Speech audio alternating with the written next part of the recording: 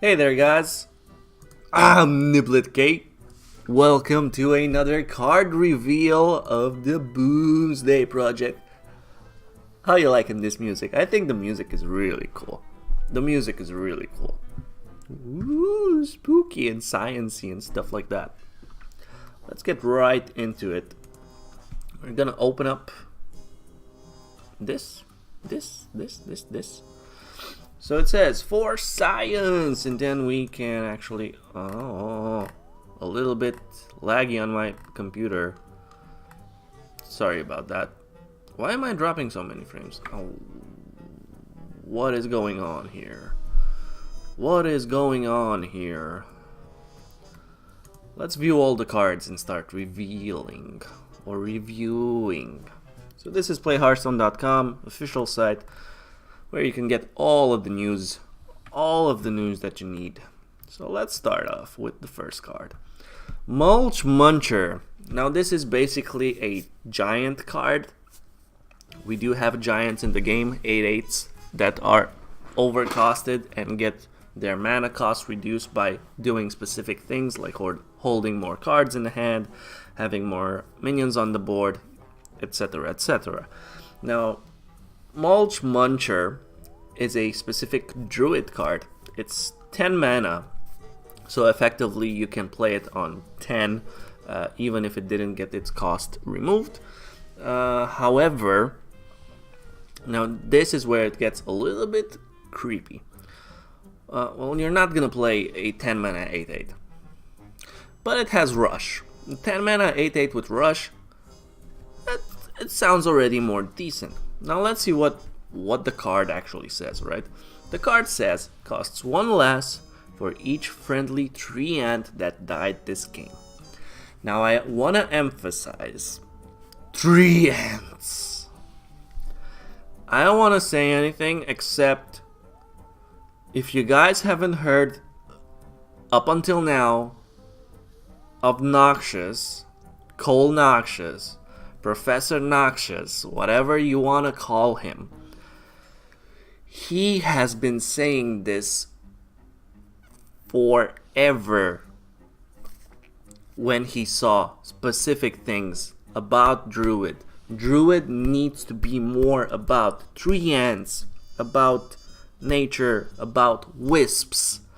He was saying in, I think, one expansion earlier, he was already saying that there should be synergistic cards that synergize with treants, because we did get the card that gives you 3 treants in your hand, and sure, they're just 2 mana 2/2s and they don't really emphasize or synergize with anything else.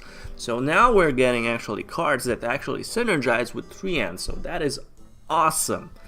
So, costs 1 less for each friendly treant that died this game. Well, like I said, there's already a card that gives you 3 cards, 3 treants. So those are 6 treants already that you can play during the game and get them killed, making this a 4 mana 8/8 with Rush. Now a 4 mana 8/8 with Rush is not bad. Also, we have a card that hasn't been played for so long that I even forgot its name. Yeah, I'm just gonna look this thing up real fast. Never mind. That crashed. Force of Nature. Never mind. Brain is working sometimes. So Force of Nature used to summon 3 treants with charge. Now it's just summon 3 treants. Still another card that gives you 3 treants. So effectively you can pretty much build a deck around this, let's say, and make it actually cost 0. It doesn't say this has to be in the hand, so it's just like a Ice Giant or Snow Fury Giant, whatever that thing is called. Even if it's in the deck, when you play these things, automatically when you draw this, it's going to be reduced. So this is going to be one hell of a card for Druids. Next we have Landscaping. Ta-da! 3 ants 3 mana, summon 2 3-ends. 5 mana, summon 3 3-ends. We're already seeing a theme. We have a 2 mana card that gives you 3-ends in your hand. We have a 3 mana card that gives you 2 2s on the board.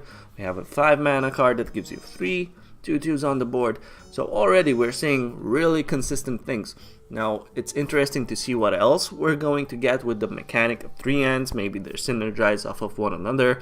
Something that buffs maybe 3-ends. Because let's face it, 2/2s are not that impactful in the current meta or in the game as of now, because a lot of people are really tempo-y, zooey, and taking control of the board really fast. You're not really contributing to, getting a tempo swing or something just by playing 3-ends. And also, a lot of people are playing, like most decks are really high value and high roll, so they try to get out huge creatures as fast as possible, so you're not really going to stumble upon them with only 3-ends. But that little mulch guy might actually help, because you're going to get a couple of these things, and then you can slam down and 8/8s really fast. Okay, that's Druid for now. Another Druid card. Okay, so apparently we're not done with Druid. Now this guy looks interesting. 2 mana through 3, decent stats, normal stats. Battle Cry. If you control a 3-end, discover a spell. Okay, so more on that 3-end side. So if you control a 3-end, discover a spell. That is not a bad Battle Cry. Discover effects are always good. Druid has some really good spells that he can discover, so I'm seeing this as a potential archetype that might actually grow, because you can get a lot of burn spells as well. You can play basically 3-ends all up to the way where you actually get Malygos, and you have a lot of spells that you found that weren't in your deck. You can even have maybe 3 or 4 Moonfires, and with the Twig of the World tree and an upcoming legendary, you can actually have double Malygoses on the board in one turn. So effectively each little Starfall, Stargazer, Star Ping, whatever it is going to do 11 damage. So if you have 3 of them and you do this combo, you can take your opponent from whatever life they have to 0. I'm just gonna skip right ahead since we're already on the Druid train. And this is the legendary. So the legendary Mad Scientist card that they're gonna have. Not the legendary spell yet. So we don't really know what the legendary spell is going to be. But let's take a look at Flabidinous Floop. This is an interesting guy. He's pretty much all goo, so he's kind of like an ooze, a really smart ooze or something like that. 4 mana 3/4. While in your hand, this is a 3/4 copy of the last minion you played. So whatever you play, if you play this next, it's going to be, the stats are going to remain the same, but it's going to effectively take on the roll and the effects or death rattle or spell damage of that thing. Get out of here. Sorry about that. Luckily I'm in the way, no one can see it. So like I was saying with Malygos, if you slam Malygos down, then you pop your twig, then you play this, it's another Malygos for 4 mana. And you can still have, let's say, another swipe in hand and maybe 2 more Moonfires. That's a lot of damage. Because Moonfire, like I said, will deal 11 damage. So that's 22 damage already from the Moonfires. Plus swipe deals 14 damage. 14 damage, yeah, 14 damage to a specific thing and 11 damage to the rest of the board. What the hell? So Druid is gonna have some interesting, nice combo pieces right here with this legendary. Malygos Druid is already a high tier deck that is being piloted, so it's gonna be interesting to see if anyone can stop it. I'm foreseeing a lot more oozes played if that's going to be the case. A lot of more oozes going to be played, and I don't mean this guy, I mean the ones that eat weapons. Oh, can we say something about this card? I mean, Blizzard, come on. This is magnifique. This is awesome. I wish that throughout the expansions we can get specific legendaries for each and every class with this kind of effect, where you pretty much just put in the card and you're gonna get a random deck for that specific class. Now, this is actually different because what I was saying doesn't really exist until now. No, that was not well said. So it doesn't really exist, literally. It might exist in the future. Now, Whizbang the Wonderful, 4 mana, 4/5. Stats are stats, right? Hello, cat. Maybe you'll get it from random stuff or something. That's why it has to have stats, right?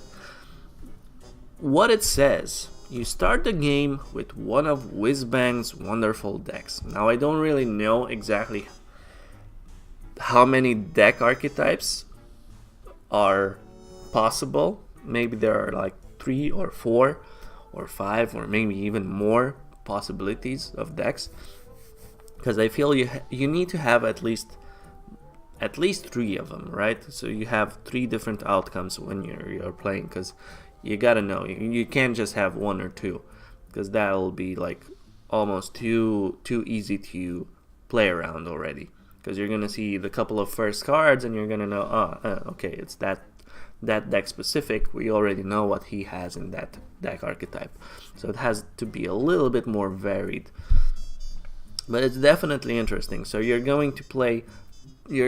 pretty much going in random. You know, a lot of games have that random pick when you go into a game, and it's basically a blind pick that the game gives to you, and you're gonna have to play with that. Whizbang the Wonderful is pretty much that. You're going to do a deck around him, you're going to start the game, and immediately you're going to be thrown in blind, not knowing exactly what you're going to play. So that's really awesome. I think this is a really flavorful text. Now, I don't really know exactly how good the decks are going to be, if they're going to be viable as in, let's say, tier 2-ish maybe, deck construction type. Is it gonna be that viable that it's actually gonna be tier 1 decks and everyone's gonna be able to pilot them to legend and maybe even in tournaments? That would be actually sweet to see. However, I don't believe that. I think this is more of a chill meme style kind of deck, construction card, whatever. So it's gonna be definitely interesting. Definitely a nice card to have in Golden, because if you have this, your entire deck is going to be Golden. So for those of you who never had a complete Golden deck ever, this is the card you might want to get Golden just for the fun of it, to play around with a completely full Golden deck. Yeah, I'm definitely gonna get one of these guys in its golden form. I don't really care that much about golden cards, but this one I think I need. Okay, let's go on. Next we have a weapon.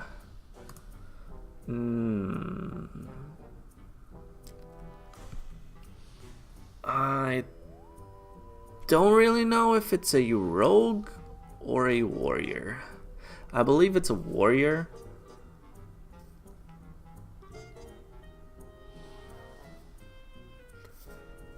It might be rogue.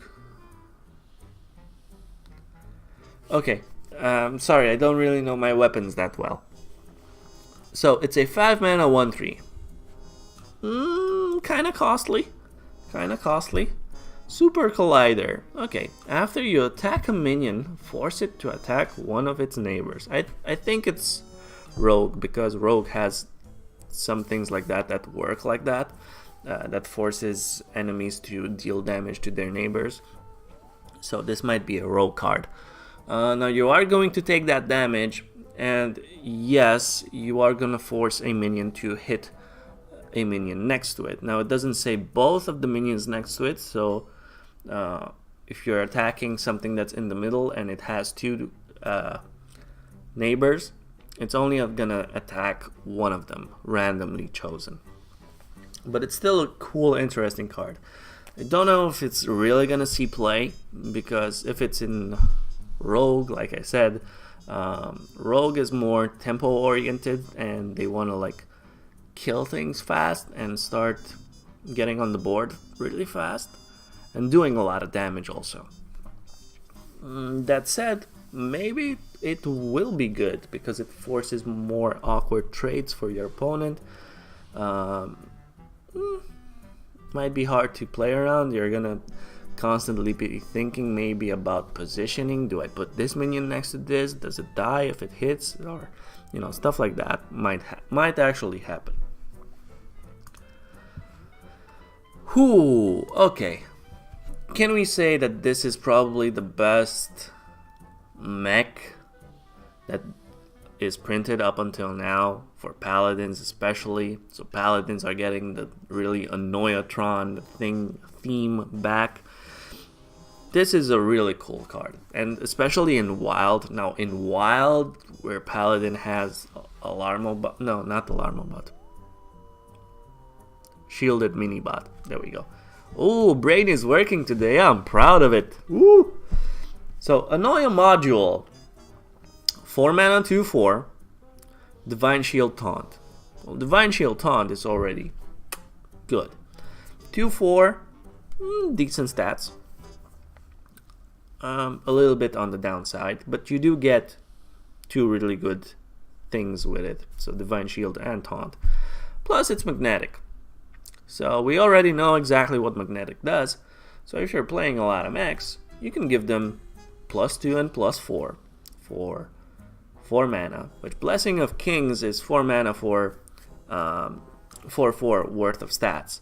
So you're getting a little bit less on the attack value, but you're getting Divine Shield and Taunt. Now Divine Shield is pretty good also, and Taunt lets you take control of the board by saving your other minions or saving your own life. So I think this card is actually great. I really think this card is cool. It's gonna see probably a lot of play. At least it's gonna be messed around with, and I'm pretty sure there's going to be like one broken combo in the early game of Paladin that they're probably gonna do. They'll definitely figure something out with this. It all depends on what other mechs we're gonna get, and we're gonna see a couple of mechs that were shown from this expansion, and they're really cool. Not really that impactful or powerful, but we'll see. Maybe when it all comes together, it's actually gonna be a nice, decent package, and I'm seeing Paladin like one of the contenders for running mechs. The other would be Hunter, that might go that route, and the third one is actually Warrior, because these are like the only 3 classes that were said that are going to get specific mechs with magnetic. The other classes will not. However, the Warrior one is not that great. No. So Paladin, I would say definitely. Next we have a legendary card that was announced. Now this is another mech. This is neutral. Everyone can play around with it.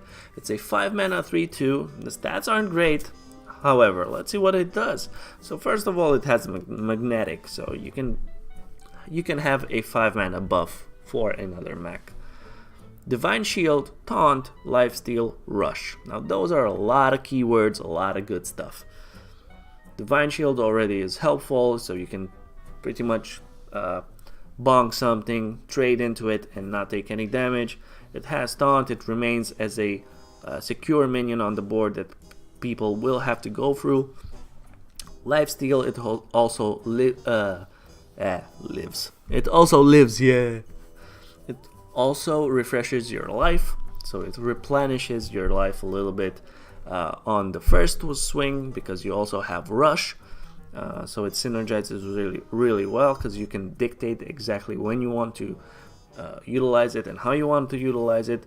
It'll heal you up on the first bonk, and it will heal you up probably on the second one when they have to retaliate, when the Divine Shield is lost and they have to retaliate and kill it off. So it's a double healing effect as well. Really strong card. Like I said, it really depends on how good the other mechs are and which class is actually going to have the tools necessary to revolve around that package and make it work. But this is definitely... So this will actually go into Paladin. Paladin with Max, with this guy and the Annoying module is actually going to be great. Now let's see. Oh yes, Warrior. I was saying about Warrior. Beryllium Nullifier, 7 mana, 3/8. That's a lot of stats, but also 7 mana. Magnetic. Can be targeted by spells or hero powers. So it's a huge fairy dragon, which you can slam on another mech. Or play as a 7 mana 3/8.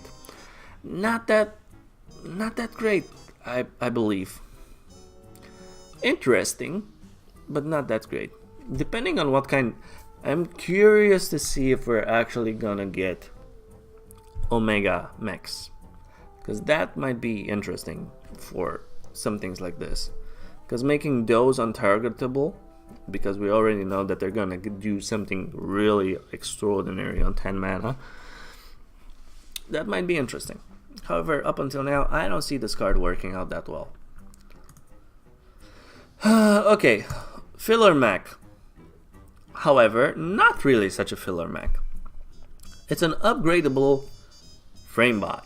It does exactly what the name suggests. You can also see on the artwork. This is pretty much your go-to mech that you want to play if you're intending of playing Magnetic as a deck theme, because this thing is gonna stick around.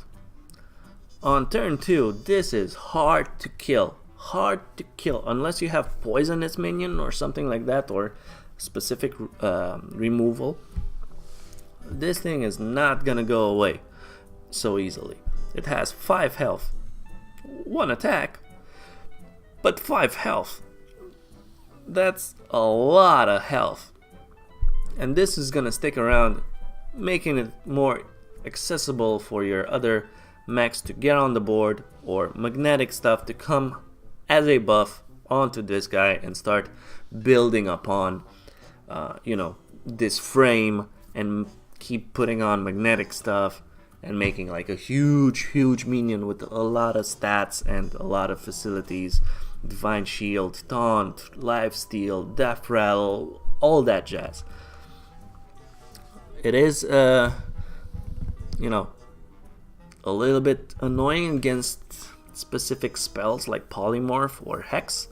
However, we did see that Warrior got a magnetic thing that prevents against spells specifically, so it's not that kind of trash. I just think it's trashy in Warrior because of the high cost, and Warrior won't really utilize that good. However, if we get any other cheap kind of magnetic minion that will allow you to get that anti-proof, let's say, spell shield, and you start building upon something like this and giving it, like I said, Death Rattles and Divine Shields and Lifesteal and all that jazz, plus a lot of stats on the way, if you actually manage to get something like immune to spells, that's actually going to make a huge minion throughout the game. Really, there's not going to be much you can do against it. Just slam all your minions into it and hopefully you can kill it. So it's an interesting concept. Like I said, I believe Paladin is gonna be the way to go for mech synergies. Okay, another mech. War Gear. This is a normal 5 mana 5/5. So we already saw that 5 mana 5/5s are decent. They're pretty good. Standard. It's a mech, so it has that going on for it. And it's just magnetic. So this is a 5 mana 5/5 or a 5 mana buff. It's effectively Blessing of Kings with 1 more mana and +1/+1 added to it. Really good card for mech synergies. And lastly, we have the last cards that we already saw. We already talked about Stargazer Luna. This thing has also creeped its way out a little bit. This is a Shaman card, and it says Menacing Nimbus, 2 mana 2/2, Battle Cry, add a random elemental to your hand. So they're kind of pushing a little bit the elemental synergy. Elemental Shaman might actually be back, or we might actually end up doing a combination of elementals plus Shudderwalk, probably with a little bit more board-centric control, not only going in on lightning storms and volcanoes and keeping ourselves alive. We might actually end up doing something like a really board-focused deck, which revolves around elementals maybe, and we're gonna fight for board like that. And who knows, we might not end up relying so much on Shudderwalk to close out the game, because we're actually going to have such a good, strong early to mid game that we might actually take control of the board and kill them in the process as well. So elementals might actually be good. Remember, we are getting an elemental legendary for Shaman, which is over here. So this can be discovered multiple times, because now we have a 2-drop that discovers or adds a random not legendary. It adds an oh my god, use words, you fucking retard.